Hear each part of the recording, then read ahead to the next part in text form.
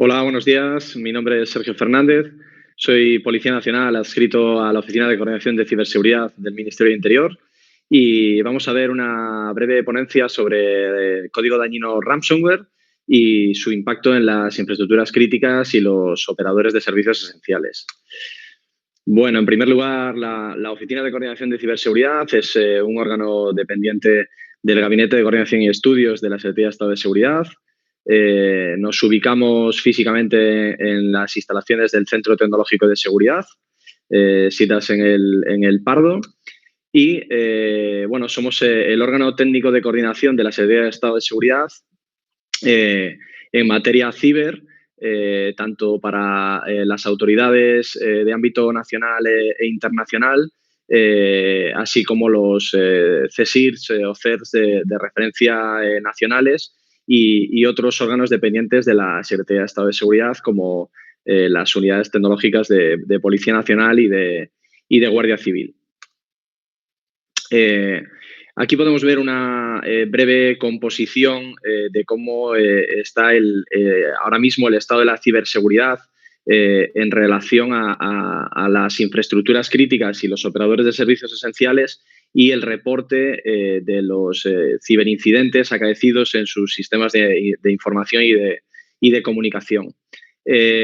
Actualmente lo que hay es implementado un sistema de ventanilla única por el cual los operadores críticos o los operadores de servicios esenciales, tanto si son de constitución pública como de constitución privada, reportan a su autoridad competente, a su CSIR de referencia y todos los organismos inmiscuidos en todo este ámbito se interrelacionan entre sí o se comunican entre sí de una forma transparente para el operador, ¿no? De forma particular, a la derecha podemos ver un poco la composición de lo que sería el reporte de un ciberincidente acaecido en un operador crítico, desde la propia detección por parte del operador, del departamento de seguridad del operador, hasta la comunicación a los CERTs de referencia o su posterior pase a las fuerzas y cuerpos de seguridad del Estado. Los ciberincidentes se pueden categorizar acorde a sus características de peligrosidad o sus características de impacto. La peligrosidad sería un valor intrínseco a la propia amenaza, es decir, la peligrosidad intrínseca que tiene un phishing pues, sería diferente a la que puede tener una vulnerabilidad explotada por una APT o un ataque de negación de servicio. Y el impacto pues, sería la consiguiente pérdida de operatividad en esa infraestructura crítica o los daños directos o indirectos recibidos dentro del operador. Los incidentes de categoría o de peligrosidad o impacto crítico muy alto y alto tienen una comunicación obligatoria a la autoridad competente, si bien los de categoría media, baja o informativa tienen una comunicación voluntaria. Directamente estos incidentes se comunican a los CSIRs de referencia y, por ende, también al Centro Nacional de Protección de Infraestructuras Críticas y a la Oficina de Coordinación de Ciberseguridad. Y tienen unas ventanas de reporte establecidas, ¿no? En el caso de los críticos, esta ventana de reporte sería inmediata debido a las características de la propia amenaza. Si bien, como se puede ver, para muy alto y alto, pues hay unas ventanas temporales un poco más amplias. Toda esta información viene recogida en la Guía Nacional de Notificación de Incidentes. Si bien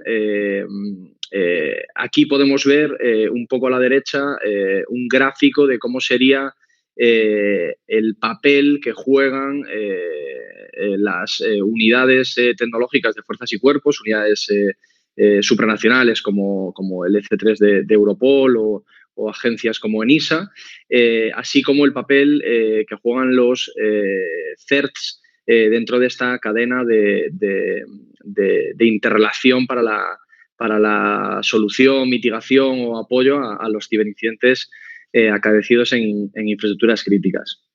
En primer lugar, a mí me gusta definir un CERT diciendo lo que realmente no es, ya que muchas veces tiende precisamente a confundirse con estos términos. No es un proveedor de tecnologías o sistemas de seguridad, no audita nada, no certifica nada o no generaliza o no genera, normalización en materia de seguridad. Y sobre todo, un CERT no es un SOC. Es decir, un CERT no sustituye en ningún caso a los departamentos de seguridad o de ciberseguridad de los operadores.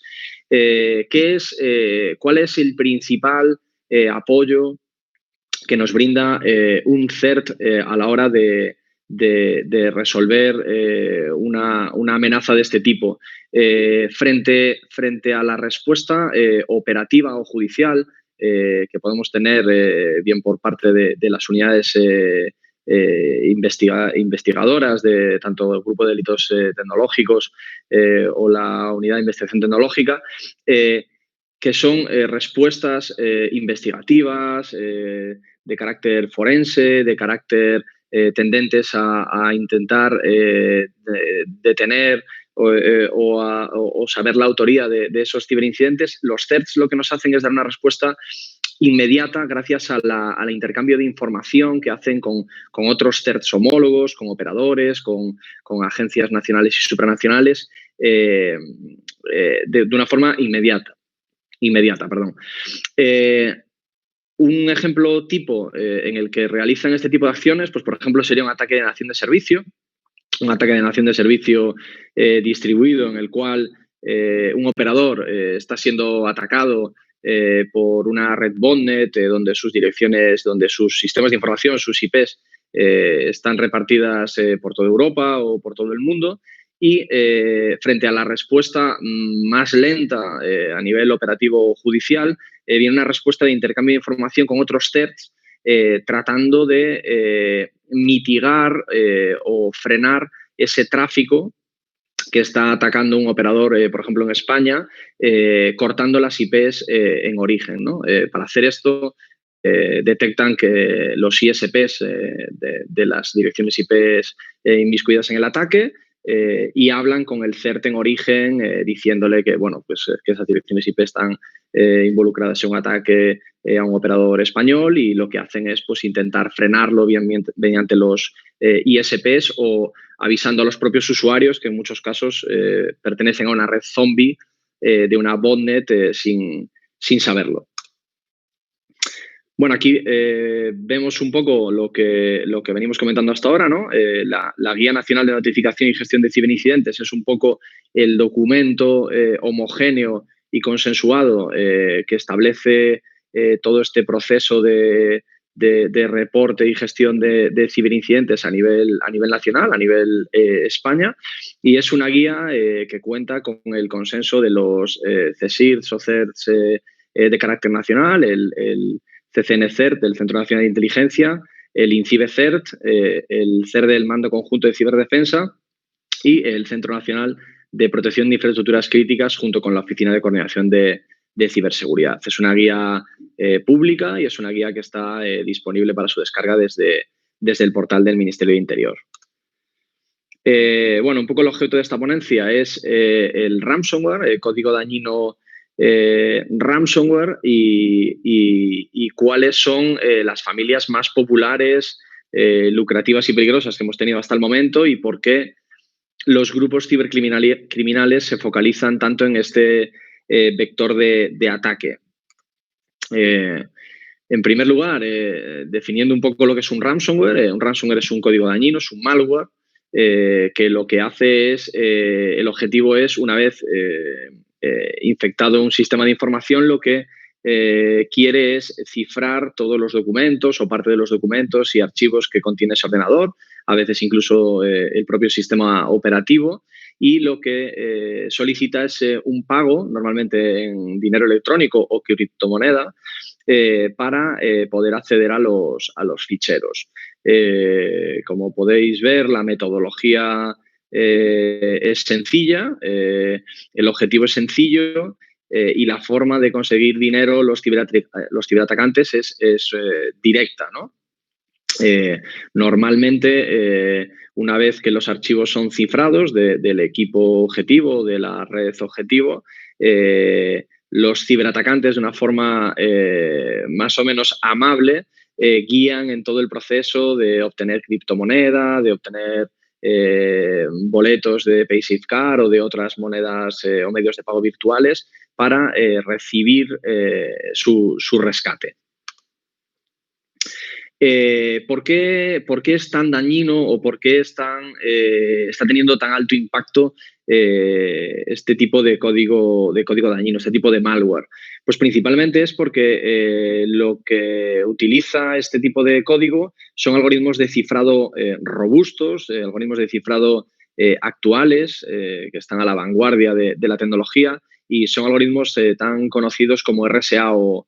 AES, que lo que hacen es que dificulten en gran medida a los equipos forenses o incluso a las unidades de investigación descifrar los archivos y poder recuperar la información. Un poco los orígenes de esta amenaza se remontan un poco al año 89. Bueno, hay otros casos paralelos, ¿no?, que han surgido, pero un poco el que se da como el primer caso es el de AIDS, que fue un software creado en 1989 o distribuido en esta fecha mediante disquetes que daban información sobre el virus del VIH. Este código fue creado por un biólogo que decidió distribuirlo vía correo postal a una cantidad considerable de biólogos que estaban en una lista de distribución, y lo que hacía era sustituir ficheros del propio sistema operativo para contabilizar 90 veces de inicio de sesión y solicitar un rescate o solicitar un pago de licencia, mejor dicho, a la empresa PC Cyborg Corporation, ¿no? Eran alrededor de $200. Esto es un poco cómo comenzó toda esta metodología o todo este vector de ataque. También en estos orígenes lo que hacía era eso, cifrar los archivos del equipo o más bien impedir el acceso al dispositivo. Luego, adelantándonos ya bastante, uno de los más conocidos, de los ransomware más conocidos, fue el denominado el virus de la policía, que aquí podemos ver cómo en esta ocasión intentaba suplantar a la Brigada de Investigación Tecnológica, dirigido eminentemente a un público español, y bueno, como podemos ver en la imagen, pues también hacía referencia a un método de pago virtual, en este caso UCAS, incluso indicando cómo conseguir esta moneda y cómo realizar el pago. La forma de mostrarse en muchos casos era, pues como en este caso, diciendo que se había hecho un uso indebido del equipo, en este caso viendo pornografía infantil, para instigar a la víctima a que pagara, incluso sin llegar a interponer denuncia, creyendo que la víctima había hecho algo ilícito o algo mal. Esta metodología no solo se llevó a cabo suplantando a la policía española y dirigida a un público español, sino que la familia de ransomware fue tan lucrativa o tan exitosa que se realizó con idénticas características en otras policías, como la policía de Portugal, la policía de Ecuador, policías italianas, policías de Sudamérica o incluso el propio FBI norteamericano. Luego, ya de una forma más perfeccionada o de una forma ya más extendida como familia, apareció en 2013 el CryptoLocker, que es un ransomware, se considera fabricado y diseñado por una persona de origen ruso, de similares características, un poco más moderno en cuanto a apariencia, pero bueno, de similares características y con alto impacto a nivel de sistemas de información comprometidos y de cantidad económica recaudada. Y luego, un poco la guinda del pastel hasta hoy, fue en el año 2017 el denominado WannaCry, ¿no? WannaCry es un malware de origen desconocido todavía, aunque algunas fuentes lo atribuyen a personas de Corea del Norte, por determinadas características del código, de los servidores de command y control y de la propia operativa del malware. Y fue el que marcó un gran hito por número de equipos infectados, países afectados, así como la afectación a determinados sectores críticos o sectores estratégicos tan importantes como el sector salud, el sector transporte o el sector de las TIC. Lo que diferenció un poco WannaCry de sus antecesores fue la forma en la cual se distribuyó y mediante la cual consiguió infectar un número tan ingente de sistemas de información. Este malware, para distribuirse, utilizó una vulnerabilidad filtrada por el grupo Shadow Brokers, un grupo bastante conocido en la red, que consiguió una herramienta denominada Eternal Blue de la NSA norteamericana, ¿no? Entonces, esto lo que hizo fue conseguir comprometer un gran número de máquinas de forma remota. Este tipo de malware, el código malicioso del tipo ransomware, tiene unas características bastante curiosas con respecto a otras familias de malware, y es que es un malware tan lucrativo que incluso en redes como Tor, aquí podemos ver a la izquierda una imagen, en determinados foros hay cibercriminales que venden incluso a usuarios que no tienen altos conocimientos de programación o altos conocimientos de ransomware propiamente dichos, venden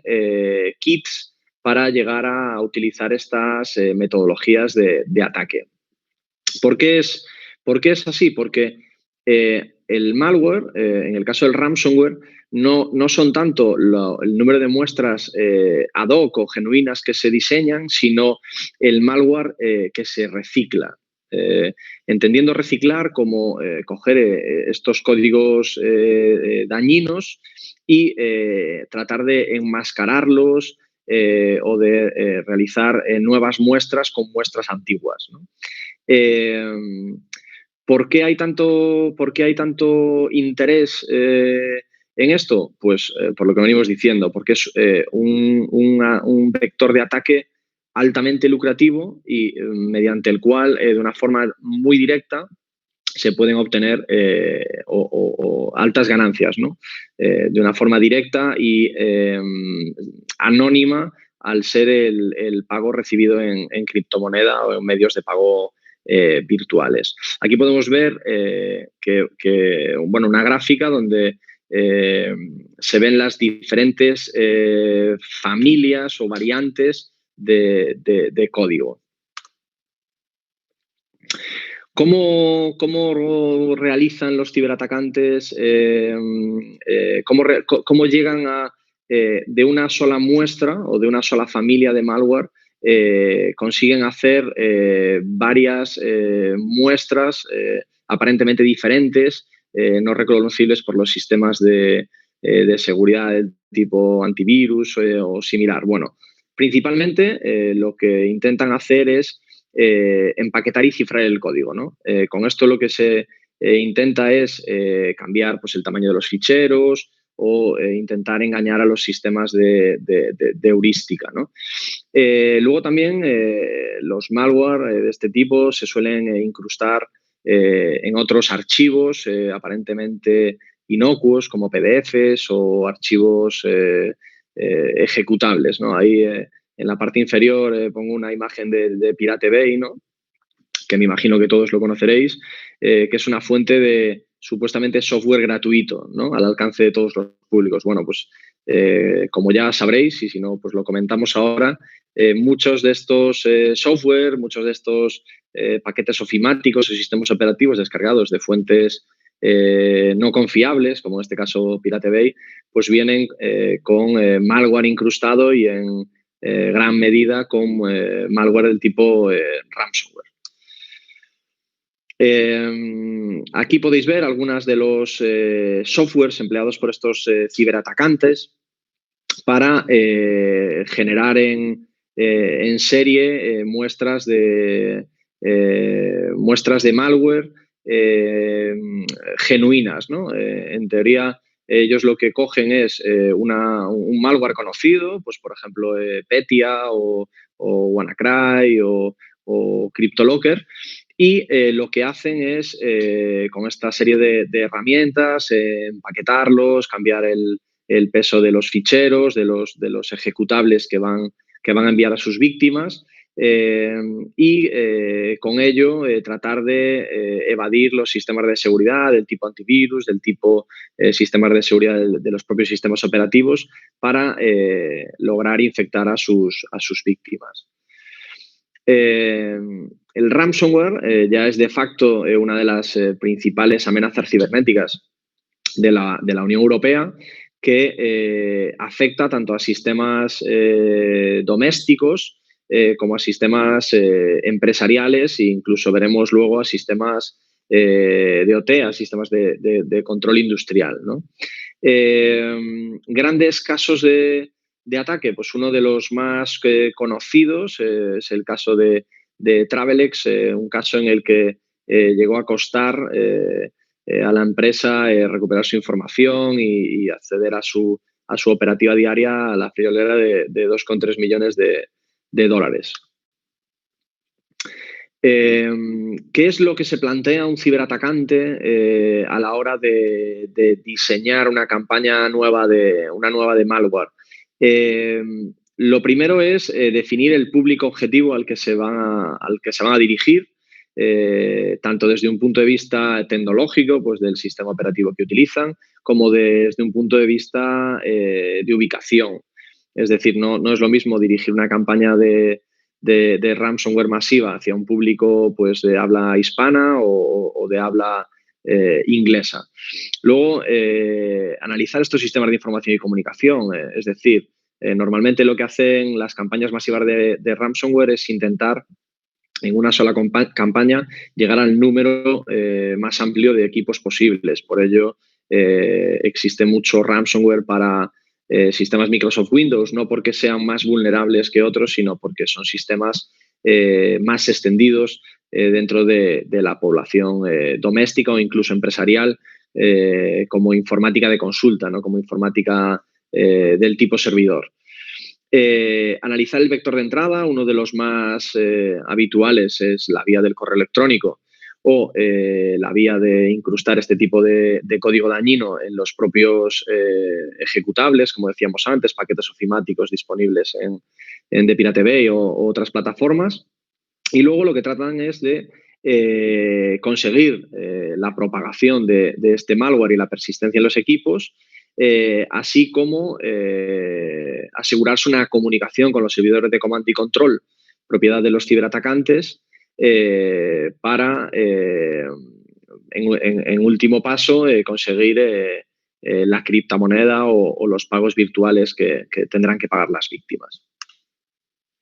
Bueno, aquí podemos ver un pequeño esquema de un ataque por ransomware. En este caso, el atacante envía un correo electrónico de phishing a la víctima con un archivo adjunto malicioso, el cual la víctima hace clic, se salta sus sistemas de detección de antivirus o similar y logra infectar el equipo. Una vez infecta el equipo, este malware lo que hace es comunicarse con un servidor o servidores de comando y control propiedad de los ciberatacantes, descargándose la clave PGP pública de los atacantes, con la cual cifrar el equipo de la víctima. Mediante algoritmos como los que habíamos comentado antes, tan conocidos como AES, RSA, etc. Luego, una vez que el equipo está ya completamente cifrado, los archivos que quiere el atacante están cifrados, lo que hace es pedir un rescate en criptomoneda, moneda virtual, PaySafeCard, UCAS o similar, indicándole a la víctima pues incluso cómo puede llegar a comprar bitcoins o otra moneda para realizar el pago. Llegados a este punto, referenciar que lo que siempre se recomienda es no pagar, nunca pagar, ya que en primer lugar el pago de estos rescates no garantiza el acceso a los ficheros, eso en primer lugar. Y en segundo lugar, lo que estamos haciendo es animar a estos cibercriminales a seguir con su operativa de infectar más y más equipos con este tipo de malware. La recolección de información de los objetivos por parte de los ciberatacantes se realiza de múltiples maneras, ¿no? En el caso de sistemas de información públicos, pues hasta el portal de transparencia, ¿no?, de la Administración General del Estado da datos de las tecnologías o sistemas de información empleados en algunas de estas administraciones públicas. Las redes sociales también son una fuente de información, ya que algunos usuarios pues, bueno, suben imágenes de sus propios equipos, capturas de pantalla, donde se puede ver el sistema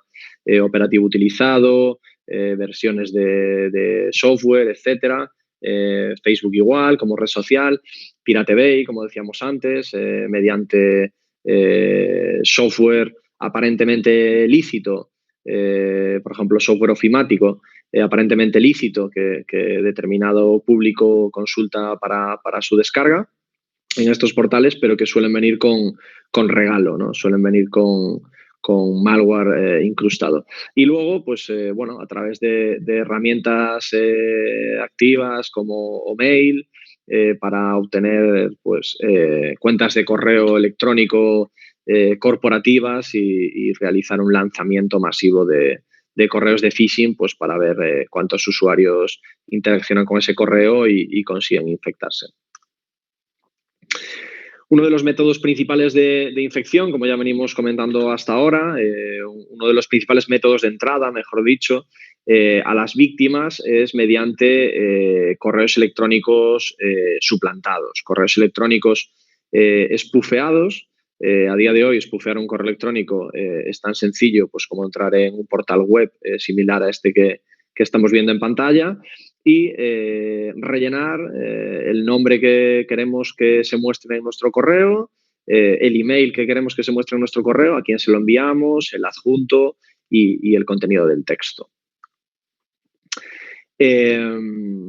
Normalmente, estos correos electrónicos suplantados lo que llevan es o bien un enlace de referencia hacia ya un portal propiedad de los atacantes, donde al hacer clic se descargará determinada herramienta o se ejecutará determinado exploit kit, o bien uno de los métodos más tradicionales, que es que el propio correo electrónico adjunte un documento ofimático con una macro, ¿no? Estas macros aparentemente son inocuas para nuestros antivirus o para nuestros sistemas de seguridad porque realmente no tienen una carga maliciosa como tal, pero lo que hacen es que una vez que los tenemos en nuestro sistema operativo y habilitamos la ejecución de las macro, lo que se realiza es una llamada a una URL remota para descargar determinado malware, que ese sí ya es software malicioso como tal. Aquí también vemos otro ejemplo, ¿no?, de cómo mediante técnicas de ingeniería social se insta a los usuarios a hacer clic en enlaces que llevan a páginas de terceros, propiedad de los atacantes, para, una vez interactuando con esas URLs, se consigue infectar a la víctima. Una vez que se interacciona con todas estas URLs y nos saltamos un poco todos los protocolos de seguridad, de revisar los correos electrónicos, de quién vienen, de quién no vienen, si realmente es una fuente fiable, si es un correo electrónico que debemos de abrir en ese equipo, en un equipo aislado, etcétera, pues bueno, una vez que el malware consigue penetrar en el equipo, desgraciadamente pues ya se provoca la infección, el cifrado de los archivos y la consiguiente nota de rescate. Este malware, hasta ahora hemos hablado un poco de la afectación de este tipo de código dañino a sistemas domésticos o a sistemas empresariales, pero sistemas por así decir, de gestión o de consulta, ¿no? Sistemas Microsoft Windows, donde en su mayoría Microsoft Windows, donde los usuarios realizan pues interacciones con paquetes ofimáticos, correo electrónico, etcétera, pero también estamos viendo un alto número de casos, un creciente número de casos de ransomware que afecta a sistemas OT, no solo a sistemas IT, sino también a sistemas de control industrial que tienen unas especiales características. Suelen ser sistemas propietarios, sistemas poco conocidos, sistemas que se actualizan poco debido a que son normalmente máquinas que no están accesibles de forma directa en Internet y que los atacantes ven que si el lucro puede llegar a ser muy alto cifrando sistemas operativos convencionales, puede llegar a ser todavía más alto cifrando sistemas OT, donde son sistemas vitales para la continuidad de negocio de determinadas organizaciones. Uno de estos ejemplos es el ransomware ECANS, que fue identificado por primera vez en el año 2019 y que su principal objetivo es infectar y bloquear sistemas de control industrial, sistemas SCADA, de forma indiscriminada. El impacto que puede llegar a tener o que tiene este tipo de ransomware en el caso de penetrar, pues es la paralización de plantas productivas en entornos industriales y los consiguientes daños potenciales para personas o el medio ambiente, dependiendo de los sistemas de qué tipo de sistemas de control industrial sean atacados. Bueno, aquí podemos ver un pequeño esquema del funcionamiento de este ransomware. Está extraído del INCIBE-CERT, de la página web del INCIBE-CERT. Y bueno, como podemos ver, es muy parecido al esquema que vimos anteriormente de cómo el malware, este tipo de ransomware, puede afectar a sistemas operativos convencionales. Un poco este tipo de malware, el ransomware, lo que intenta conseguir es persistencia en los equipos o sistemas de información que más bien las redes en las que consigue penetrar y realizar movimientos laterales para, una vez infecta una máquina, poder infectar más máquinas que estén en red. La evasión de los sistemas de detección se lleva a cabo, como hemos dicho antes, mediante diversas técnicas que intentan engañar a los sistemas de detección, metiendo un montón de paja, por así decir, de código que no tiene nada que ver para el ataque, pero que consigue aumentar los ficheros, engañando sobre el tamaño, engañando sobre las firmas. La identificación de que tenemos o que podemos tener este tipo de malware en nuestros sistemas sería pues mediante pérdidas de conexión repentinas a los sistemas de control industrial, determinados eventos inesperados de herramientas de control remoto en los equipos y bueno, alertas de seguridad de los IDS, de los SIEM, de los antivirus, etcétera. ¿Qué es lo que pasa? ¿O por qué pasa todo esto? Pues un poco lo que vemos en la foto. El factor humano es la clave, ¿no? Para que un malware penetre en una organización bien bastionada, segura, con todas las tecnologías de seguridad implementadas, normalmente el fallo es un fallo de factor humano. Abrir correos de desconocidos, descargar software que no viene debidamente firmado, consultar sitios de Internet, espacios de Internet no confiables para la descarga de determinado software. En definitiva, el factor humano es el que juega el papel clave para que la cadena de seguridad se rompa en una organización. ¿Qué podemos hacer ante todo esto? Pues bueno, en primer lugar, en relación al correo electrónico, que como hemos dicho es uno de los principales vectores de entrada de este tipo de amenaza, identificar qué correos electrónicos son potencialmente fraudulentos. Para ello, bueno, tratar de identificar qué correos están espufeados, revisando las propias cabeceras técnicas de los correos electrónicos,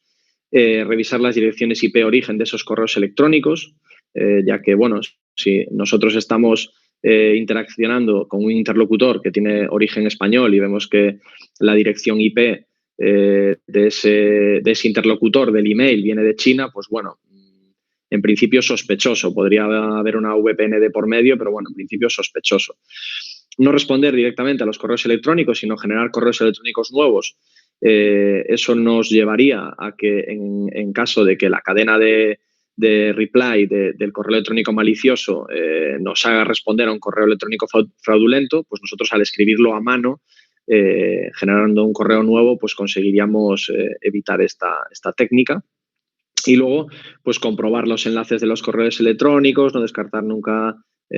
adjuntos sin verificar al interlocutor y luego pues realizar dobles o triples verificaciones con nuestros interlocutores vía teléfono, otros emails que tengamos de nuestro interlocutor, etc. Otro tipo de medidas preventivas, pues bueno, con el tema del ransomware, sobre todo, realizar backups periódicos y redundantes no accesibles, es decir, si realizamos copias de seguridad o backups de forma periódica, pero los tenemos en red y accesibles, pues bueno, en cuanto el malware intente realizar movimientos laterales o propagarse por la red, pues las copias de seguridad también van a ser cifradas. Mantener los sistemas actualizados y parcheados, actualizar las firmas de código dañino en nuestros sistemas de antivirus o sistemas de seguridad, actualización en tiempo real de indicadores de compromiso. Aquí dejamos las dos herramientas, tanto del CCN CERT Reyes como Ícaro del INCIBE CERT. Implementación de reglas Yara sobre amenazas. Hay diversos feeds de información accesibles tanto para particulares como empresas donde descargar este tipo de fuentes.